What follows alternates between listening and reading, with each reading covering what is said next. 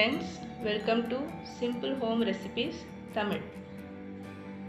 இன்றைய காலகட்டத்தில் food items எல்லாம் வீட்லேயே செஞ்சு சாப்பிட்றது தான் நம்ம ஆரோக்கியத்திற்கு நல்லது. அந்த வரிசையில் கரம் மசாலா எப்படி பண்ணுறதுன்னு வீடியோ ஒன்று போட்டிருக்கேன். டிஸ்கிரிப்ஷனில் லிங்க் இருக்குது, போய் பார்த்துக்கோங்க.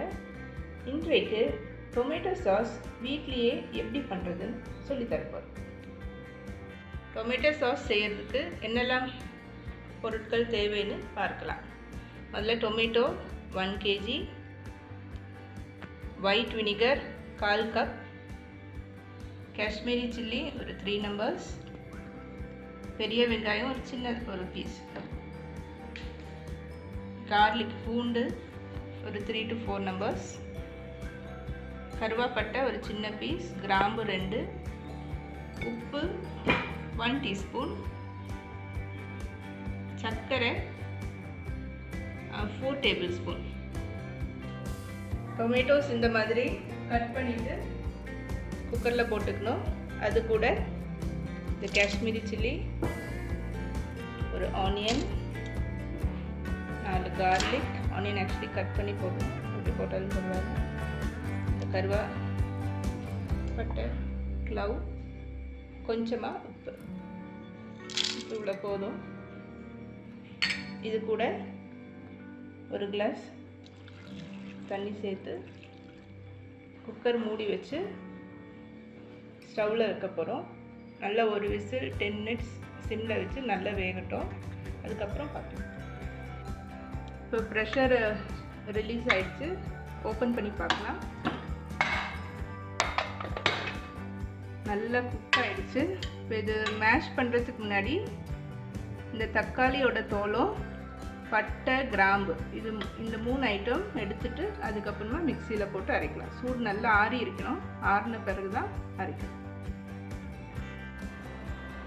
இந்த வெந்த தக்காளியை இந்த மாதிரி அரைச்சிக்கோங்க. அதுக்கப்புறமா ஒரு பவுலில் ட்ரான்ஸ்ஃபர் பண்ணி ஃபில்டர் பண்ணிக்கலாம்.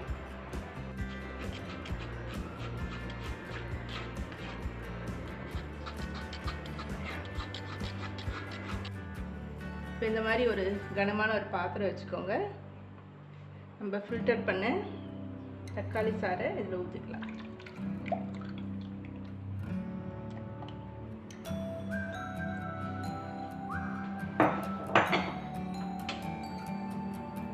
இதில் எடுத்து வச்சிருக்க இந்த சர்க்கரை,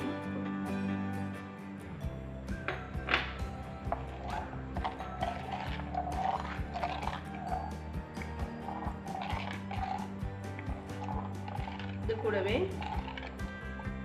1/4 கப் வினிகரும் ஆட் பண்ணிக்கலாம்.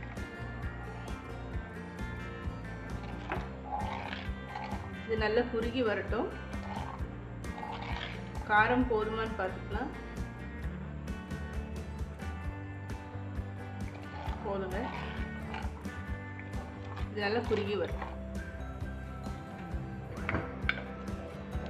டொமேட்டோ சாஸ் ரெடி ஆயிடுச்சு. இது இந்த அளவுக்கு குறுகிறதுக்கு ஒரு 40 minutes எடுத்தது.